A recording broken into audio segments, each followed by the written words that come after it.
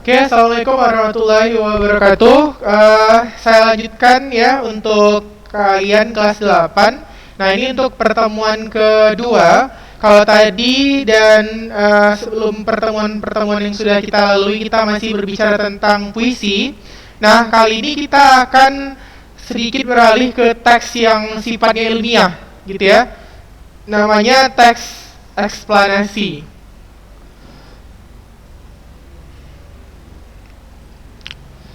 Oke, sebentar ya, kita yang tadi setelahnya ya, teks eksplanasi. Nah, ini dia. Jadi teks eksplanasi itu adalah jenis teks yang sebenarnya menggambarkan fenomena alam. Walaupun tidak selalu fenomena alam, kadang-kadang juga fenomena sosial, kadang-kadang juga fenomena yang terjadi di tengah kehidupan, tapi kecenderungan dia menjelaskan fenomena alam. Nah, si eksplanasi berasal dari kata explain ya. Artinya sebenarnya menjelaskan. Jadi eksplanasi ini adalah jenis teks yang tujuannya itu sebenarnya menjelaskan. Yang menjelaskan apa? Mungkin menjelaskan bagaimana cara kerja alam. Misalnya bagaimana sih terjadinya hujan? Gimana sih kok ada hujan asam gitu? Kok hujannya bisa berasa asam gitu ya? Atau gimana sih kok bisa terjadinya pelangi gitu kan? Nah, itu adalah tugasnya si eksplanasi untuk menjelaskan teks-teks tersebut.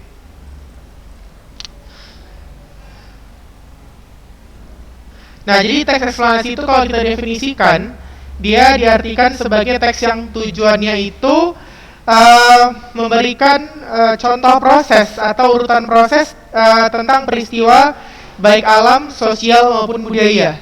Ya, eksplanasi itu biasanya dimulai dari pertanyaan bagaimana ya, terus mengapa ya, terus pertanyaannya coba deskripsikanlah gitu. Bagaimana sih proses sebab akibatnya gitu. Misalnya kalau kamu pernah melihat budaya Bali yang ada tali kecak, yang pakai kayak kerasukan gitu kan, pasti dalam hati bertanya itu gimana ya kok bisa sampai mengundang roh-roh gitu kan. Terus bagaimana ya dengan peristiwa gunung meletus gitu, kok ada daerah yang ada gunungnya aktif, ada yang tidak gitu. Terus kok tsunami bisa terjadi kalau ada gempa dan sebagainya. Nah, itulah yang dijelaskan dalam proses negosiasi. Jadi dia dimulai dari pertanyaan bagaimana dan mengapa, serta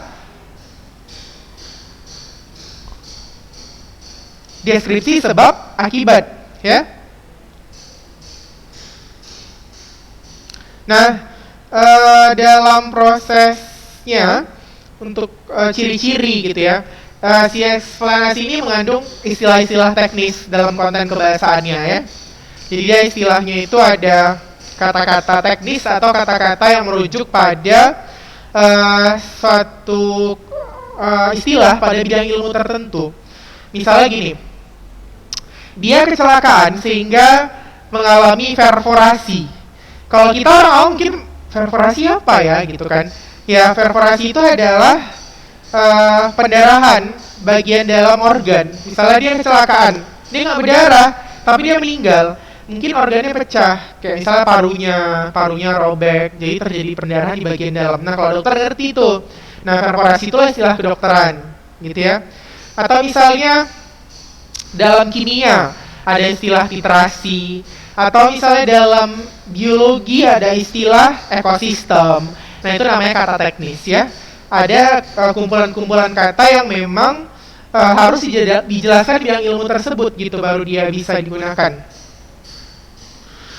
Nah, yang kedua adalah menggunakan kalimat aktif dan pasif. Ayo, masih ingat nggak aktif dan pasif? Sering muncul ya. Nah, kalimat aktif dan pasif adalah kalimat yang kalau aktif itu dia berimbuhan me. Ya, kalau aktif itu dia berimbuhan me. Gimana sih yang dikatakan berimbuhan me? Misalnya menulis, meber. Kalau meber itu dia berarti imbuhannya aktif ya. Saya berlari di lapangan. Saya menulis novel. Saya memanjat tebing. Saya menyapu ruangan. Nah, itu dia adalah kalimat aktif. Saya belajar berdiri. Itu kalimat aktif. Kalau pasif, dia berimbuhan di atau ter. Ya. dia toter, dia dipukul ayah, itu pasif, ya. Ibu dipanggil nenek, itu pasif. Saya terjatuh, pasif, gitu ya. Pokoknya kalau dia imbuhannya di sama ter, dia pasif. Kalau me sama ber, itu imbuhannya aktif. Oke? Terus dia menggunakan kalimat tanya dan kalimat berita, ya. Kalimat tanya apa contohnya? Adalah kalimat yang mengandung unsur pertanyaan, ya. Misalnya,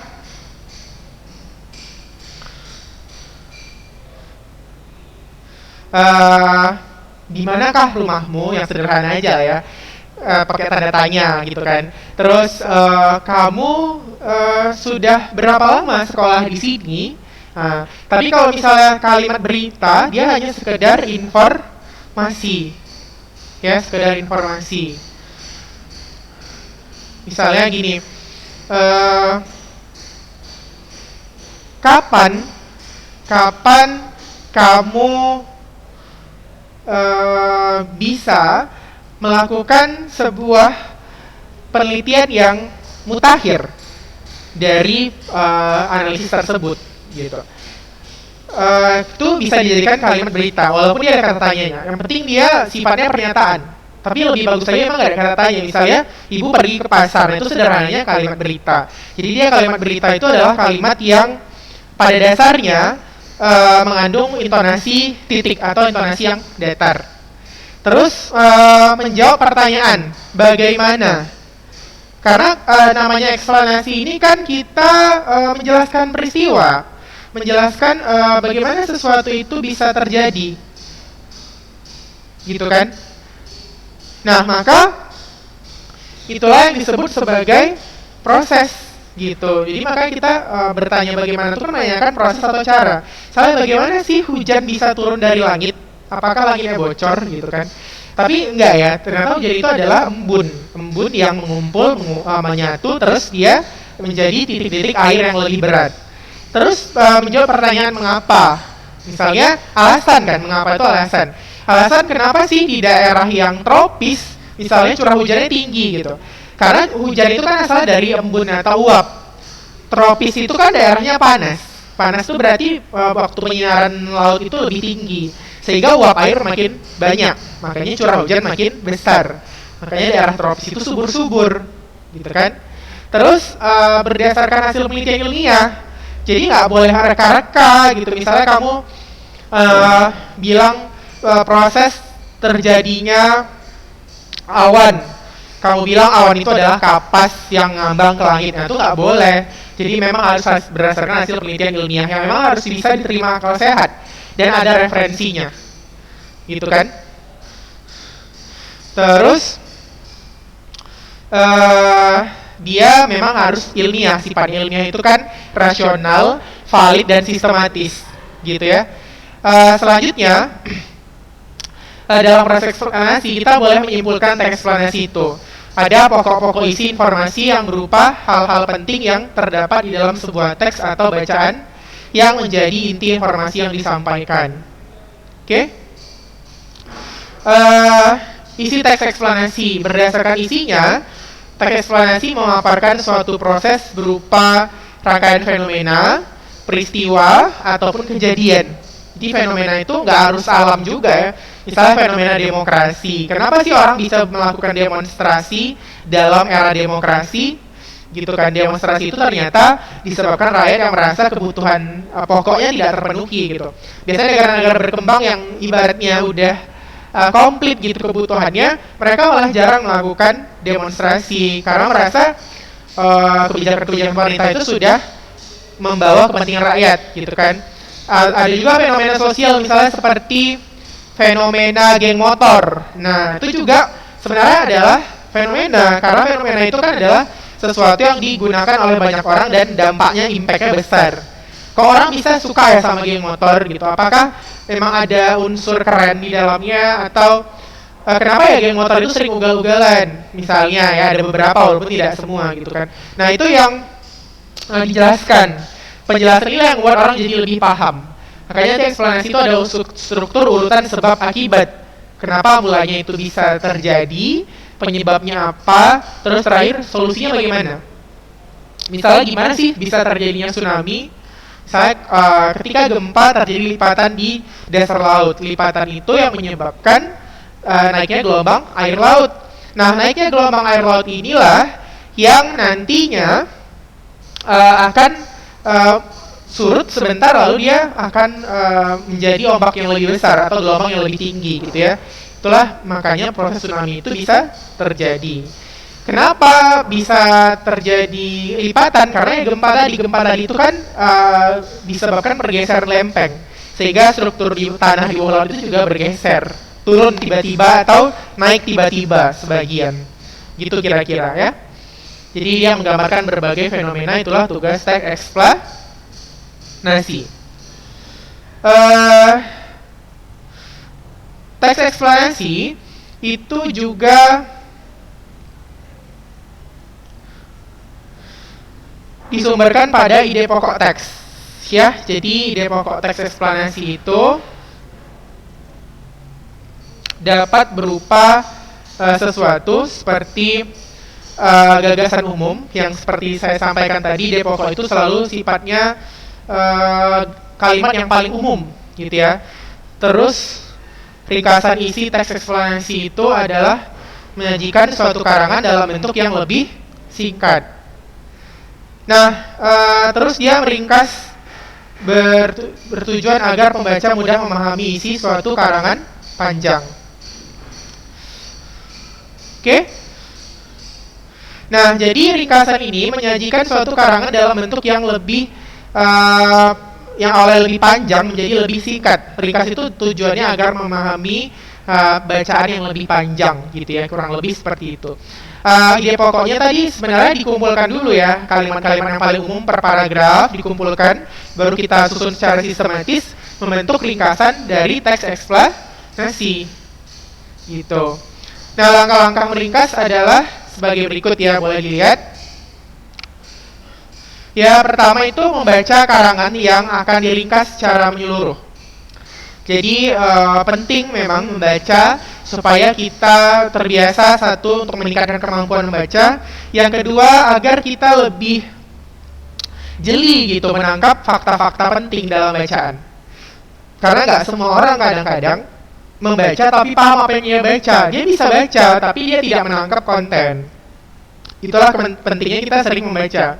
Karena dengan seringnya membaca, peningkatan kemampuan baca kita itu bisa naik signifikan. Nah, yang kedua, mencari ide-ide pokok dalam karangan. Ya, mencari ide-ide pokok dalam karangan. Terus mencari ide pokok itu tadi ya, seperti yang saya katakan tadi, dia ada kalimat-kalimat yang sifatnya umum. Umum itu berarti dia masih membutuhkan kalimat penjelas, biasanya berupa opini, mengandung kata kerja definitif seperti adalah, ialah, merupakan. Terus dia biasanya ada kata-kata seharusnya, sebaiknya, karena kan opini ini banyak ya, bisa dia berupa saran, ya kan, bisa dia berupa penilaian, bisa berupa kritik gitu. Jadi dia banyak bentuk, dan biasanya opini itu merupakan bagian dari kalimat yang umum. Terus yang ketiga, menyusun ide-ide pokok tersebut menjadi kalimat-kalimat pendek. Ya, menyusun ide-ide pokok tersebut menjadi kalimat-kalimat pendek. Ya, kalimat pendeknya ya diringkas lah.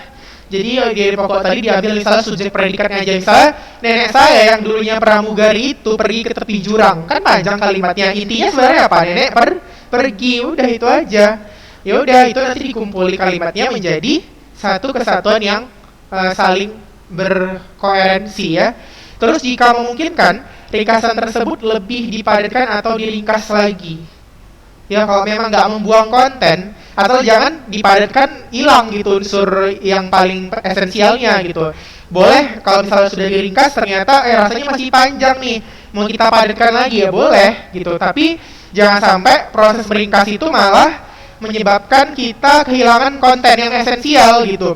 setelah diringkas kok malah nggak ngerti orang terhadap prosesnya gitu. Ada bagian penting yang terhilangkan gitu. Jangan seperti itu gitu ya. Tetap bagian-bagian penting yang kecil-kecil itu tetap harus dibuat gitu. Jadi seringkas-ringkasnya boleh, tapi jangan sampai menghilangkan unsur pentingnya.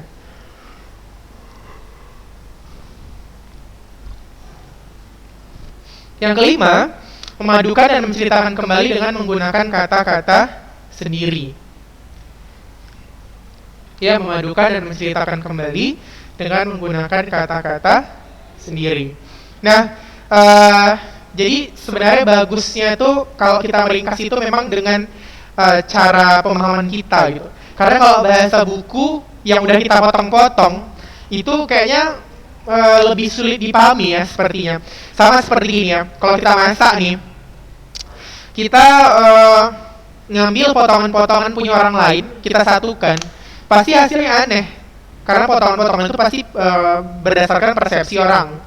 Terus beda-beda lagi gitu. Tapi kalau misalnya kita masak, terus kita motong-motong bahannya itu sesuai dengan kriteria kita, nyusunnya sesuai dengan besar piring kita, sesuai dengan cara sendok kita, maka pasti lebih nyaman gitu melihat dan makannya. Sama dengan membaca dan meringkas. Kalau kita menggunakan bahasa pribadi berdasarkan pemahaman kita, tentunya itu akan jauh lebih mudah dipahami. Orang pun lebih enak mendengarnya kebanding bahasa-bahasa buku yang sifatnya lebih lugas tapi kaku gitu. Kalau bahasa sehari-hari kan seperti misalnya saya menerangkan kan agak-agak bahasanya tidak baku gitu kan. Ya tidak masalah sih sebenarnya gitu selama tidak bakunya itu masih dalam konteks yang normal positif gitu ya. Tidak terlalu bahasa percakapan sekali. Jadi tidak dibenarkan juga sih sebenarnya dalam bahasa lisan kita terlalu baku kecuali kita di pertemuan kenegaraan gitu. Jadi meringkas juga seperti itu. Kita usahakan buatlah kata-kata itu yang luas gitu, yang memang enak gitu dibaca orang gitu ya. Terus dalam telaah struktur dan kaidah kebahasaan dalam teks eksplanasi. Kalau kita berbicara mengenai telaah struktur, maka kita akan lihat adanya struktur teks eksplanasi dan kaidah kebahasaan. Itu adalah hal yang paling lazim dan memang harus muncul dalam proses teks di K13. Lalu ada pernyataan umum ya, kalau kita berbicara struktur itu selalu ada pernyataan umum. Pernyataan umum ini biasanya dia mengandung kata adalah. Kenapa? Karena sebelum kita menjelaskan sesuatu, kita harus jelaskan dulu mana fenomena itu. Fenomena itu apa? Jangan langsung dijelaskan perincian sebab akibatnya, tapi jelaskan dulu batasan fenomena itu apa. Apakah kalau yang dikatakan tsunami itu gelombangnya setinggi semeter tsunami, 2 meter tsunami, 3 meter tsunami gitu kan? Apakah harus 10 meter dulu baru tsunami? Apakah yang dimaksud hujan itu turunnya air dari langit? Atau kalau salju itu nggak bisa disebut hujan? Atau misalnya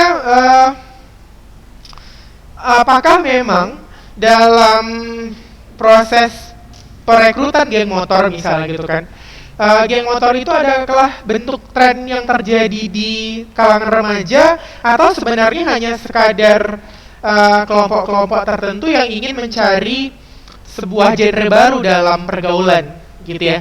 Jadi banyak sih batasan kan dalam setiap fenomena yang mungkin sampai saat ini kita juga sering dengar, tapi kita masih agak-agak itu sebenarnya apa sih gitu ya. Kayak misalnya fenomena plagiat. Saya juga baru tahu ternyata satu paragraf sekarang itu kalau kita copy paste di internet tanpa sumber bisa didenda 500 juta. Nah itu fenomena sih sebenarnya. Ada orang yang sampai dicopot gelarnya gara-gara copy paste di internet. Padahal itu fenomena yang sebenarnya nggak gitu riskan, tapi ternyata sepele hasilnya besar gitu, dampaknya impactnya besar. Sama juga dengan fenomena sekarang, fenomena artis misalnya masalah pernikahan yang mungkin dijadikan untuk menaikkan rating. Jadi masalah seperti itu sebenarnya fenomena. Jadi fenomena itu harus dibatasi dulu sampai mana, jangan terlalu meluas gitu ya. Misalnya fenomena selebgram. Selebgram itu apa sih yang dimaksud selebgram? Apakah kalau misalnya seperti saya gitu, Cile ya kan, followersnya ada 1.500 langsung jadi selebgram gitu kan? Jadi ada kan syarat-syarat selebgram itu ada gitu kan. Misalnya dari segi centang birunya, terus dari segi konten-konten yang ia adakan gitu kan. Jadi batasi dulu sih sebenarnya. Lalu baru kita jelaskan di sinilah yang kita sebut tadi ada urutan sebab akibat. Saya ulangi sekali lagi ya. Penjelasan dalam teks eksplanasi itu yang kedua ada urutan sebab akibat. Ya, yang dimaksud dengan urutan sebab akibat adalah urutan yang bisa dikatakan saling mengalami hubungan kausal. Misalnya kenapa bisa bumi kita ini sekarang terasa lebih panas? Karena naiknya emisi karbon monoksida dan CO2 yang sifatnya secara biologis menahan panas. Loh, kenapa kok bisa banyak karbon monoksida? Karena banyak hasil pembakaran yang tidak sempurna di jalan-jalan.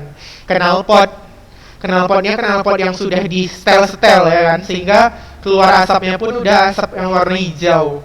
Nah, itulah yang menyebabkan emisi karbon.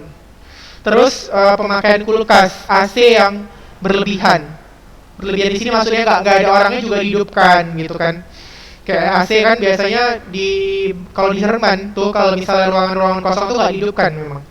Nah terus masalah kenapa dia makin tinggi suhunya, karena pada dasarnya ketika cahaya matahari masuk di bumi gitu ya, ini kita agak-agak supaya fenomenanya ke alam gitu ya. Ketika cahaya matahari itu masuk ke bumi, dia kan seharusnya waktu malam hari itu dipantulkan kembali keluar. Tapi sifat CO2 ini seperti kaca. Kaca itu kalau masuk panas, kalau rumah kalian ada kacanya, kalian rasa lah ruangan itu pasti lebih hangat. Karena kaca itu sifatnya kalau udah dapat panas dia ditahannya, nggak keluar lagi gitu. Gitulah efek rumah kaca tadi. Jadi ketika karbon monoksida itu meningkat, jadi cahaya matahari masuk yang harusnya ketika sore hari itu dikembalikan ke luar angkasa, dia bertahan di bumi. Makanya kita sekarang kalau malam pun kadang-kadang panas, kadang-kadang dingin kali. Nah itu ciri pemanasan global. Suhu yang tidak menentu. Jadi lapisannya ozonnya itu sudah tidak bagus. Jadi pengaturan cuacanya juga berantakan. Yang harusnya katanya bulan Januari atau mungkin bulan Maret, kalau di buku-buku kita dulu ya, itu masih hujan. Tiba-tiba sekarang Maret bisa kemarau panjang sampai Mei gitu mungkin. Nanti yang katanya misalnya bulan-bulan Juni gitu kan yang harusnya panas, sekarang tiba-tiba hujan luar biasa deras sampai banjir-banjir. Nah itu namanya pemanasan global. Jadi kenapa bisa terjadi seperti itu ya, karena tadi es di kutub mencair, terus lapisan ozon itu berlubang, sehingga cuaca itu kan mengikuti pengaturan suhu di bumi. Kalau suhu di bumi itu berubah drastis, dia juga ikut berubah gitu kan. Nah itu yang menjadi penjelasan dalam teks eksplanasi tadi. Jadi penjelasan itu yang menggambarkan fenomena. Tapi sebelum kita menjelaskan tadi, kembali lagi harus batasannya itu jelas.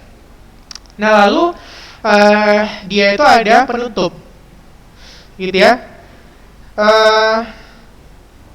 Penutup itu biasanya bersifat rekomendasi. Kalau memang dia fenomenanya berupa masalah yang bisa kita selesaikan, biasanya teks eksplanasi yang baik itu memuat sebuah solusi. Contoh gini, di Jepang tuh negara yang paling sering gempa loh, hampir setiap minggu gempa, tapi mereka nggak pernah sama sekali kayak kita repot gitu, asal gempa beruntuhan di mana-mana, perbaikinya sampai bertahun-tahun. Mereka tuh udah misalnya kayak tsunami itu mereka udah ada pemecah ombak. Gempa mereka sudah membangun rumah tahan gempa dengan bangunan-bangunannya yang sistemnya itu saling menopang, seperti dinding-dindingnya itu dari kertas gitu-gitu ya. Kalau di Indonesia mana mungkin ya dinding dari kertas, dari kayu plus jerja aja pun masih dipotong orang gitu, apalagi dari kertas gitu kan. Nah jadi emang ya gitu sih penyesuaian juga sebenarnya. Kalau di Jepang itu kan dia supaya kalau nanti gempa tidak terlalu banyak makan korban, ya rekomendasinya apa dari pemerintahnya, ya dibangunlah bangunan yang tahan gempa gitu ya. Nah jadi ingat ya, dia ada batasan, ada urutan sebab akibat, lalu yang terakhir itu dia berisi tentang rekomendasi. Rekomendasi itu gimana sih solusinya supaya ke depan masa iya kita mengalami masalah yang sama-sama terus gitu kan, kita juga bosen. Jadi manusia yang cerdas dan kreatif itu biasanya dikasih masalah cukup sekali 2 kali udah belajar, oh ke depan aku nggak gini lagi deh, gitu ya. Jadi gempa juga gitu, walaupun itu peristiwa alam kan kita bukan berarti nggak bisa mencegah kerusakan ya, memperkecil efeknya. Atau misalnya kayak rumah kaca, udah tahu pemanasan global ya, jangan lagi lah makin sering pakai kendaraan bermotor misalnya ya. Kalau ada disediakan pemerintah kayak trans komuter lain di Jakarta itu ya nggak masalah kan digunakan gitu, juga sekaligus menghemat biaya gitu kan. Jadi memang ya kita harus saling sadar kalau misalnya dalam masalah solusi ini, karena namanya solusi terkait fenomena itu adalah kesadaran bersama. Fenomena itu kan adalah suatu peristiwa yang terjadi dalam bentuk global. Jadi kalau misalnya kita tidak saling sadar untuk memperbaikinya ya nggak akan selesai. Karena yang namanya sifatnya global itu kalau 1-2 aja yang kerja, yang bergerak, selebihnya ya lulu gue ya nggak akan siap gitu ya. Kurang lebih seperti itu. Nah, mungkin kamu udah penuh pertanyaan, jadi kalau ada pertanyaan boleh post di grup langsung atau komen nanti di YouTube-nya langsung ya. Nanti akan kita balas, atau boleh tanya ke WA saya. WA saya udah ada di grup, nama saya Ustadz Ari Wahid ya. Oke? Lambangnya kalau di WA AW. Terus menggunakan, kalau ini kita kembali ke konten bahasa tadi ya, menggunakan konjungsi kausalitas. Jadi kausalitas seperti yang saya katakan tadi, dia mengandung unsur sebab akibat. Jadi kalau kita menyatakan sebab akibat kan ada konjungsi seperti karena, sebab, akibat, sehingga, maka, gitu kan. Dia tinggal kelas karena malas belajar. Dia sakit akibat kena hujan tadi malam.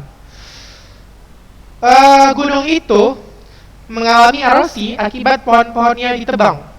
Banjir terjadi karena kita sering membuang sampah tidak pada tempatnya. Nah, itu kausalitas. Jadi dia menggambarkan dua fakta yang saling kait-mengait, yang menyatakan hubungan sebab dan akibat.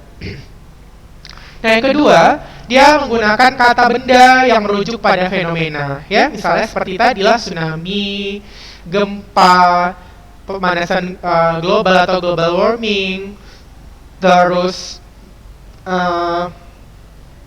demonstrasi, terus apa lagi, geng motor, fenomena selebgram, gitu kan. Itu juga merupakan fenomena. Jadi dia mengandung kata-kata benda atau nomina yang merujuk pada fenomena tersebut. Terus dia menggunakan konjungsi yang sifatnya kronologis, ya. Konjungsi yang kronologis itu yang bagaimana, gitu kan? Konjungsi kronologis itu yang berurutan, ya, berurutan dari segi waktu. Jadi kalau misalnya kita tsunami adalah naiknya gelombang air laut yang terjadi karena surutnya pinggiran pantai menuju palung laut. Lalu gelombang itu dibalikkan ke daratan. Jadi ada kata-kata seperti lalu, kemudian, setelah itu, tak lama, kemudian. Nah, itu dia termasuk konjungsi kronologis. Kronologi, urutan waktu. Lalu dia menggunakan istilah-istilah sesuai topik. Ya, kalau misalnya kita menjelaskan hal-hal yang sifatnya fenomena kan pasti banyak istilah ya. Kayak misalnya seperti banjir, ada istilah, atau gempa misalnya ada istilah gempa vulkanis, gempa tektonik, ada istilahnya gempa susulan, ada istilahnya skala Richter, ada istilahnya daerah spektrum gempa, gitu-gitu. Jadi memang dalam proses menjelaskan suatu fenomena kita pasti tidak terlepas dari yang namanya istilah, karena istilah itu membantu atau sebagai verba bantu ketika seseorang menyampaikan konteks berdasarkan fenomena tadi, gitu. Jadi memang nggak bisa digantikan sama kata lain, gitu. Salah fenomena El Nino La Nina, tahu ya? Fenomena ini angin kering, badai angin panas itu, jadi dia membawa kekeringan. Itu juga pasti banyak istilah-istilah secara geografisnya, gitu ya. Oke, kalau ada pertanyaan nanti silahkan ditanyakan, jangan ragu-ragu. Di rumah kayaknya kita nggak usah tugas dulu deh. Di rumah rajin-rajin baca aja, coba lihat konjungsi kausalitas itu gimana contohnya dalam kalimat. Terus nanti boleh juga sekali-sekali kamu baca teks eksplanasi lihat dia strukturnya udah lengkap nggak, terus ada nggak konjungsi kronologisnya, ada nggak istilah-istilah khususnya. Kalau ada yang nggak dipahami, coba lihat kamus. Nah gitu dulu. Jadi tugasnya nih karena masih bulan-bulan pertama, mungkin di semester 2 ya, walaupun bulan pertama, tapi baca aja dulu sih sebenarnya gitu. Jadi kunci belajar bahasa itu kan sebenarnya baca, karena baca itu menggambarkan pola berpikir. Oke, itu saja. Kalau tidak ada pertanyaan lagi, materi kita sampai di sini. Nanti akan kita sambung pada sesi berikutnya di pertemuan 4. Oke, assalamualaikum, selamat pagi.